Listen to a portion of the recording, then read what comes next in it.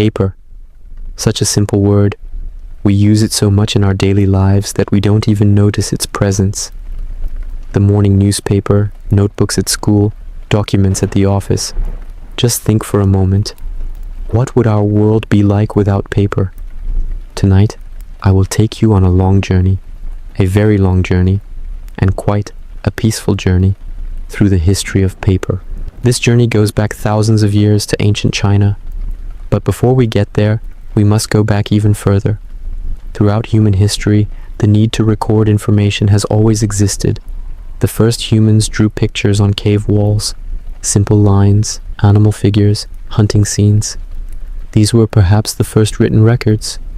Then, over time, civilizations developed, and with them, writing systems emerged. But to write, a surface was needed. Paper had not yet been invented. So what did people use? Stone tablets were perhaps one of the oldest writing surfaces. The Sumerians in ancient Mesopotamia used clay tablets. They would make wedge-shaped marks in soft clay, a writing system we call cuneiform. The tablets would then be dried in the sun, and sometimes they were even fired. This made them incredibly durable. In fact, even today, we find thousands of these clay tablets in museums, thousands of years old. But clay tablets had a big problem. They were very heavy. Can you imagine a library filled with thousands of heavy clay tablets? It just wasn't practical. The ancient Egyptians found a different solution: papyrus. The stems of the papyrus plant, which grew abundantly along the banks of the Nile River, were arranged in layers, then crushed and pressed together. This process created a brand new writable surface. Papyrus was the ancient material most similar to the paper we know. It was light, relatively flexible, and absolutely ideal for long texts. It's no surprise that the word papyrus is the origin of the word paper we use today. In English, French, and German, the word for paper in so many languages comes directly from papyrus. But papyrus also had its limitations. It only grew in Egypt, which made it expensive to get elsewhere. It was also very susceptible to moisture and could deteriorate easily over time. Meanwhile, the Chinese used silk fabric for writing. Silk was soft and luxurious, but it was extremely expensive. It was a material reserved for the wealthy and the imperial court. In India, people used tree bark and palm leaves. Over in Europe, the Romans used wax-coated wooden boards. These were great for temporary notes, but not really suitable for permanent records. And of course, there was animal skin. Parchment was made from sheep, goat, or calf skin. It was very durable, and when properly treated, it created a wonderfully smooth writing surface. Throughout medieval Europe, magnificent handwritten books were painstakingly created on parchment. But again, it was incredibly expensive. Think about it. Dozens of animal skins were needed just to make a single book. It's in this context, with all these heavy, expensive, or fragile materials, that the invention of paper would arrive and change everything. It was a true revolution, setting the stage for the world we live in today. Now, we come to the most important stop on our journey. The year 105 AD, China during the Han Dynasty. There is an official working in the imperial palace. His name is Kai Lun. Kai Lun was a eunuch palace official. We don't know exactly what kind of person he was today, but what we do know is that he is recorded in history as the person who invented paper. Actually, paper-like materials existed before Kai Lun, but Kai Lun standardized the process, improved it, and presented it to the emperor. That is why he went down in history as the inventor of paper. At that time in China, writings were written on silk or bamboo strips. Bamboo was heavy, silk was expensive. The bureaucracy of the empire was expanding. A more practical writing material was needed. Kai Lun experimented with different materials: tree bark, hemp, old rags, fishing nets.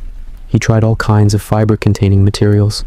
The process went like this, and I will describe this process slowly because this is the essence of paper. First, fiber-containing materials were collected: tree bark, plant stems, old pieces of cloth. These were broken into small pieces. Then, These materials were mixed with water. In a large vat, the materials would soak in water, sometimes for days, sometimes for weeks. The material would soften. The fibers would begin to separate. The next stage was beating. The softened materials would be beaten with stone or wooden mallets for hours, perhaps for days of beating, until the fibers were completely separated. What emerged was a pulp-like mixture, a mixture of cellulose fibers and water. This pulp would be diluted again with water. Plenty of water would be added. We call the resulting mixture paper pulp. In Chinese, sometimes something else would be added to this mixture. Vegetable glues would help the mixture adhere better. Now, we come to the most critical stage. A screen, a fine sieve made of bamboo or reed, would be dipped into the pulp vat. The screen would take a layer from the pulp. Most of the water would drain through the screen. Behind remained a thin layer of fibers. This wet fiber layer would be carefully placed onto a cloth. Then another cloth would be placed on top of it. Then another wet fiber layer. It would continue like this. Layers would be stacked one on top of the other. Then, pressing, heavy stones would be placed on top of the stack, or wooden presses would be used. Under pressure for hours, excess water would be squeezed out. The fibers would adhere tightly to each other. The final stage, drying. The damp paper sheets would be hung on a wall or laid out in the sun, left to dry slowly, very slowly. It would take days. And finally, paper. Thin, light, flexible, a surface on which writing could be written. Cheaper than silk, lighter than bamboo. It was a perfect invention for China. Cai Lun's paper was received with appreciation by the emperor. They promoted him. He gained wealth and fame. Unfortunately, Cai Lun's end was not happy. Years later, he became involved in palace intrigues. In a power struggle between empresses, he chose the wrong side. He was convicted. He committed suicide by drinking poison. But his legacy lived on. Paper spread rapidly in China. Initially, it was only used in the palace, but over time, the paper-making technique spread. Masters established workshops in different regions. During the Han Dynasty, paper was still a luxury product, but by the Tang Dynasty, in the 7th and 8th centuries AD, paper had become widespread in China. It was no longer just for government documents, but also used for books, letters, and works of art.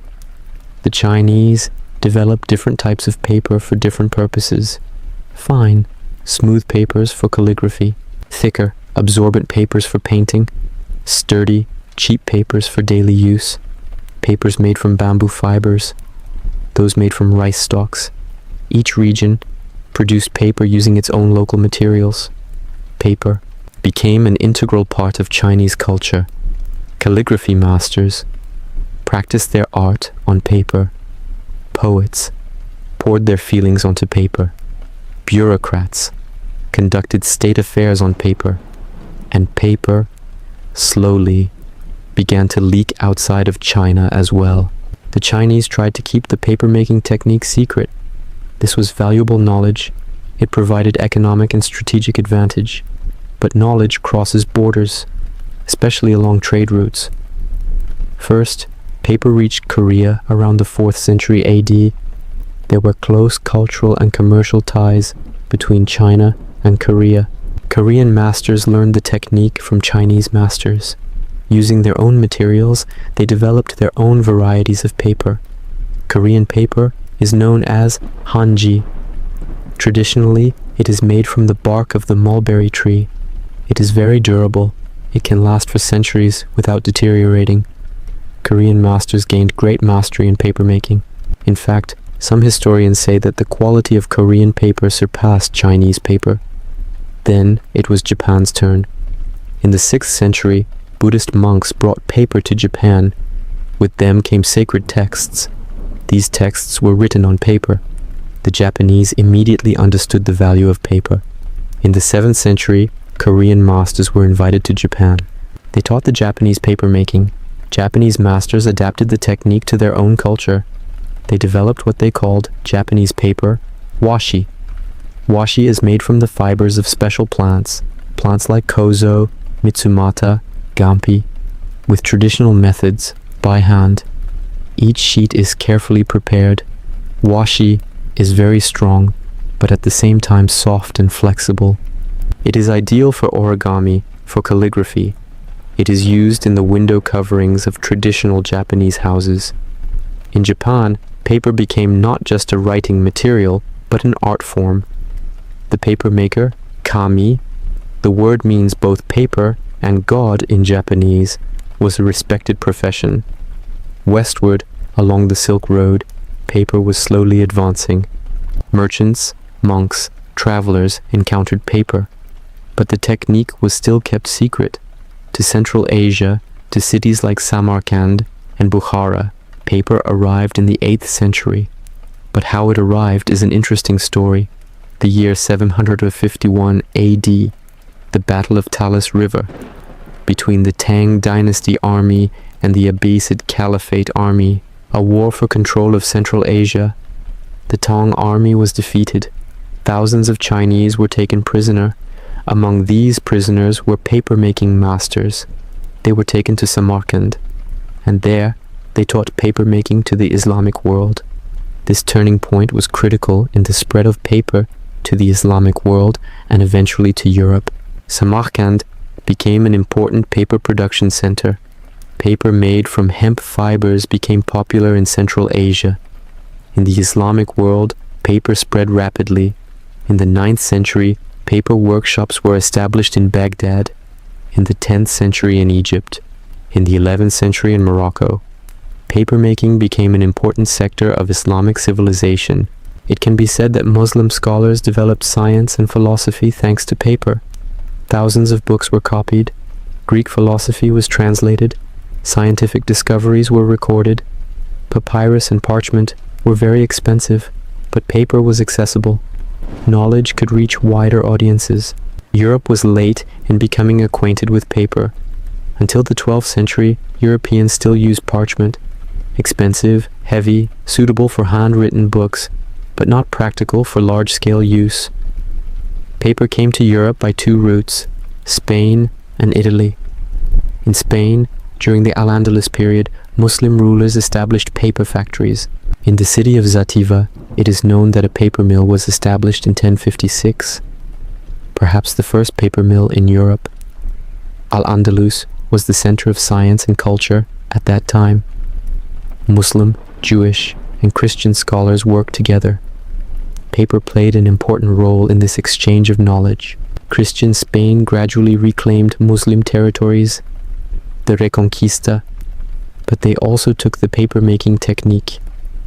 By the 13th century, there were many paper mills in Spain. In Italy, especially in the city of Fabriano, paper production began in the 13th century. Italian masters improved the techniques. They started using watermarks. A wire design would be embedded in the paper, visible when held up to the light. This watermark would indicate the producer of the paper, a kind of brand. Fabriano paper was famous for its quality. Even today, Fabriano papers are preferred by artists. European paper was traditionally made from rags. Old fabrics, pieces of linen or cotton cloth were collected. Rag collectors would go around houses, buying old cloth for paper factories. At the factory, rags were first sorted. Buttons and other metal parts were removed. Then the rags were cut into small pieces. In large vats, they were mixed with water and left for weeks, left to rot. This may seem strange, but the rotting process softened the fibers. Then came the beating. In the Middle Ages, giant hammers powered by water were used. Water mills moved the hammers. These hammers beat the rags. Day and night, the rhythm of the hammers, thud, thud, thud, continued constantly. After days, perhaps weeks of beating, the pulp was ready. It was diluted with water. A screen was dipped, a sheet was taken, pressed, and dried. The process was basically the same as the Chinese method, but Europeans introduced some innovations. For example, the use of sizing. Animal glue was applied to the paper. This made the paper stiffer and reduced ink absorption. It became more suitable for writing. In the 14th century, paper was becoming increasingly common in Europe, but it was still expensive. Books were valuable, and paper was still considered a luxury. In the 15th century, everything changed. Johannes Gutenberg's printing press. Around the 1450s, Gutenberg developed a printing machine with movable metal type. The printing press explosively increased the demand for paper. Now books were produced not by hand copying, but by printing. Hundreds, thousands of copies, quickly and cheaply. Gutenberg's first major work, the Gutenberg Bible, was printed around 1455. Approximately 180 copies. Most printed on paper, some on parchment, but the paper version was more economical. The printing press spread rapidly throughout Europe. Printers opened in every city. Books, pamphlets, announcements, all kinds of printed material. And all of this required paper. A lot of paper. Paper factories opened all over Europe, in France, in Germany, in the Netherlands, in England.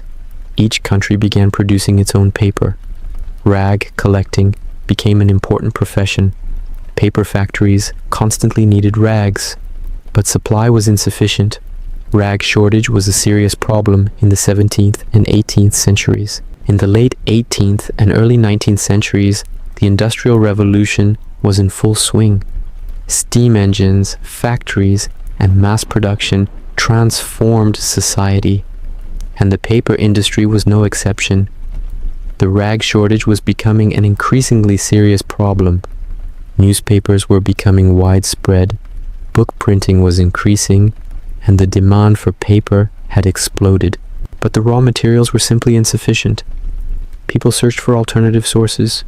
Perhaps paper could be made from wood. Trees are abundant, and after all, wood also contains cellulose fibers. The idea was not new. The Chinese had already used tree bark, but Europeans were trying to make paper from wood pulp. It was a difficult task. Throughout the 18th century, many attempts were made. Scientists and inventors tried different materials, straw, cornstalks, even mosses, but none succeeded. Either the quality was poor or the cost was too high. In 1719, the French naturalist René-Antoine Ferchaud de Réaumur mentioned an interesting observation in his work.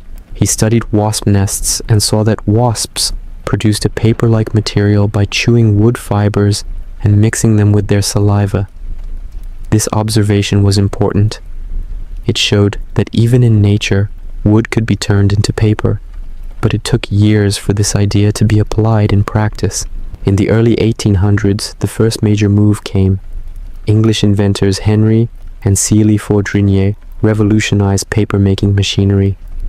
In the traditional method, each sheet was made individually by dipping a screen into pulp, which was a slow process. The Fourdrinier brothers developed a machine that could produce a continuous sheet of paper. This machine poured paper pulp onto a continuously moving screen. As the screen moved, water was drained and the pulp was pressed, dried, and rolled up. This meant continuous, uninterrupted paper production. The Fourdrinier machine was groundbreaking for the paper industry, but the rag problem still remained. In the 1840s, the solution was finally found. Wood pulp. German inventor Friedrich Gottlob Keller developed a mechanical method of extracting fibers from wood. Wood logs were rubbed against a rotating stone underwater, mechanically separating the wood fibers. The resulting pulp could be used in paper making. This mechanical pulp was of lower quality compared to rag pulp. Its color was yellowish, it was acidic, and it would yellow and deteriorate over time. But it was cheap and could be produced in large quantities.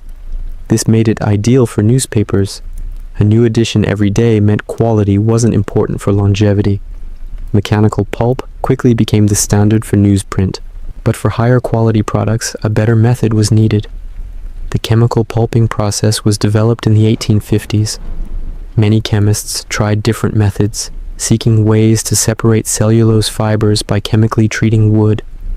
the soda process, the sulfate process, the sulfite process. Each used different chemicals. Wood chips were cooked with chemical solutions at high pressure and temperature. Lignin, the substance that makes wood hard, was dissolved, leaving behind pure cellulose fibers.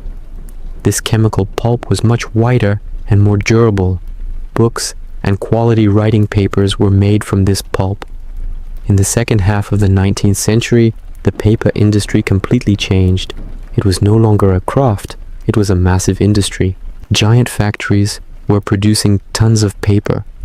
Forests began to be cut for paper, especially in northern countries. Canada and the Scandinavian countries had vast forests, and the paper industry became an important economic sector for them. But this large-scale production also brought environmental problems. Chemical processing released waste into rivers, and forests were being cut down rapidly. At that time, these problems were not yet noticed or were not cared about. The 20th century became the age of paper. Paper was everywhere, in homes, schools, and workplaces. Books, newspapers, magazines, packaging, cardboard boxes, paper towels, toilet paper. Paper became an indispensable part of daily life. During the 2 world wars, paper shortages occurred. Paper was rationed, and old papers were collected and recycled. War propaganda posters often said, "Let's save paper." After the war, the 1950s and 60s were a period of economic growth, and paper consumption exploded. Plastic had not yet become widespread, so most packaging was made of paper and cardboard. Offices operated on paper. Printers and photocopiers all required paper. A single office worker could use hundreds of pages per day. Did you know paper isn't just one single type? There are hundreds of different paper types, each produced for a specific purpose. Let's start with newsprint. As we know, it's made from low-quality mechanical pulp. It's thin, light, highly ink-absorbent, and cheap, which makes it perfect for newspapers, brochures, and inexpensive books. Then there's book paper, which is of much higher quality. Chemical pulp is used in its production, making it whiter and more durable. The pages don't tear easily when you turn them, and they're long-lasting. Next up is writing paper, or office paper. This is the type we use most often. It's white, smooth, and doesn't absorb ink too much, so your writing appears clear and crisp. It's the standard for printers and photocopiers, with A4 being the international standard size. For the artists out there, art paper is specially produced for painters. Watercolor paper, for instance, is thick and absorbent. It holds water well without warping. Sketch paper is great for drawing. It's soft and easily erasable. Now, let's talk about thicker papers. Cardboard is essentially thick paper made by gluing multiple layers together. Paperboard is used for things like boxes and packaging. Corrugated cardboard is even more robust. It contains wave-shaped layers, making it very durable and widely used in transportation and shipping. Some papers are all about the look and feel. Textured papers have a special surface texture, often used for fancy letter papers and invitations to give them an elegant appearance. Woven and watermark papers are high-quality papers where special patterns are visible when you hold them up to the light. You'll find these used for money and official documents to prevent counterfeiting. Have you ever wondered about the paper from a cash register? That's thermal paper. It's heat sensitive and used in fax machines and receipt printers. The cool part is that it doesn't require any ink. Photo paper is another special type. It's coated with light-sensitive chemicals, making it ideal for printing high-quality photographs. Remember carbon paper? It was used for making copies. You'd place it between 2 sheets of paper, and when you wrote on the top sheet, it would transfer the writing to the one on the bottom. It used to be very common, but with digitization, its use has declined significantly.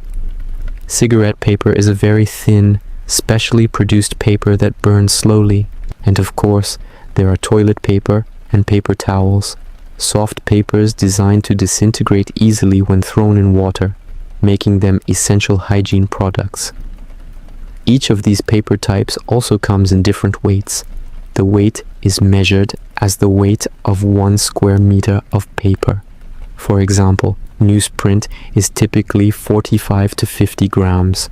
A normal sheet of office paper is about 80 grams, while business cards are usually 300 grams and above. Paper sizes are also standardized. You've probably heard of the A series, A0, A1, A2, A3, A4, and A5. Each size is exactly half of the previous one. A4, which measures 210 by 297 millimeters, is the most common paper size used around the world. So next time you pick up a piece of paper, take a moment to think about its unique properties and purpose. In the 1990s, the digital revolution brought us computers, the internet, and email. The concept of the paperless office became incredibly popular. It was said that paper would no longer be needed, that everything would become digital. Documents would be stored on computers, and e-books would replace printed books. But reality didn't quite turn out that way. Paradoxically, the proliferation of computers actually increased paper consumption. People were printing emails, and documents were being printed out instead of just being read on a screen. Then, in the 2000s, change slowly began to happen. With the rise of e-book readers, tablets, and smartphones, reading documents on a screen became much easier. At the same time, environmental awareness increased. Forest conservation and paper recycling gained importance. Recycling is crucial for paper. Used paper is collected, turned back into pulp, and then new paper is produced. This process is far more environmentally friendly than cutting down new trees. Today, paper consumption is finally declining in developed countries. Digitization is having a real effect. However, in developing countries, consumption is still on the rise. Paper will not disappear completely. It's still necessary in many areas like packaging, hygiene products, and art. The feel of paper, the simple pleasure of reading a physical book, is just not the same as a digital experience. But the role of paper is definitely changing. It's no longer primarily used for storing information, but for the experience it provides. A beautiful notebook, a quality book, these are things we still value. Sustainable forest management is gaining importance. Trees cut for paper production are replanted, and paper from certified forests is preferred by many. Researchers are also looking into alternative raw materials. Bamboo, for instance, grows incredibly fast and could be ideal for paper production. Even agricultural waste, like wheat and rice stalks, can be used. The story of paper is a story that's thousands of years old, and it continues to evolve. Its form is changing, but paper is, and will likely remain, a part of our lives. Paper is not just a material. It played a critical role in shaping civilization. The spread of knowledge was made possible by paper. In ancient times, knowledge was the monopoly of an elite minority. Handwritten books were very expensive. Only the wealthy clergy and palace members knew how to read and write. The cheapening of paper, especially combined with the invention of the printing press, changed everything. Books became more accessible, education became widespread, reform movements, the Renaissance, the Enlightenment, these are unthinkable without paper and printing. Martin Luther's 95 Theses were printed, spread, and the Reformation began. In the French Revolution, pamphlets and newspapers played a key role in spreading ideas. The scientific revolution accelerated, with scientists sharing their findings through scientific journals and academic publications, thanks to paper. Literature and art also developed on paper. Novels, poems, plays, writers poured their thoughts onto paper, and readers immersed themselves in these worlds. Letters are the foundation of communication. Separated families, lovers, and soldiers communicated through letters. Historians understand periods from old letters, diaries, and personal stories. Individuals would write their feelings on paper. Anne Frank's diary is one of history's most important documents. Art takes place on paper too. Drawings, sketches, engravings. Great artists worked on paper. Origami, the Japanese art of paper folding, was made possible by the flexibility of paper. With just one sheet of paper and some folds, complex shapes are created. Paper cutting art emerged in China when paper arrived there, with designs delicately cut with scissors to create silhouettes. Paper money revolutionized the economy. It was first used in China during the Tang and Song dynasties. Instead of heavy metal coins, light, easy-to-carry paper certificates were used. This was important in the development of international trade. In the West, paper money became widespread much later. Initially, it was not trusted, but over time, it was accepted. Today's world economy is built on paper money. Actually, most money is digital now, but we still say paper money. Documents and contracts are made on paper. Signatures are placed on them, and they gain legal binding. A deed, a marriage certificate, a diploma, these are all paper documents, and their physical existence matters. Paper is humanity's common heritage. Every culture established its own unique relationship with paper, and paper connected all these cultures to each other. And so the long journey of paper comes to an end, from ancient China to the present day, a story thousands of years old. Kyailun's first paper, its spread in China, its journey on the Silk Road, its development in the Islamic world, its combination with the printing press in Europe, its transformation in the Industrial Revolution, its adaptation in the digital age. Paper is a cornerstone of civilization. Knowledge, art, trade, law, everything was built on paper. In the future, its role will change, but it will not disappear. Paper is part of humanity. Tonight, perhaps you read a book, perhaps you took a note. You touched paper, and now you know the story of paper. As you drift off to sleep, think, that simple sheet you hold in your hand is the product of thousands of years of accumulated knowledge. Good night. I wish you a peaceful sleep. Thanks for watching. Don't forget to like and subscribe for more videos. Your support means the world to me and helps the channel grow. See you in the next one.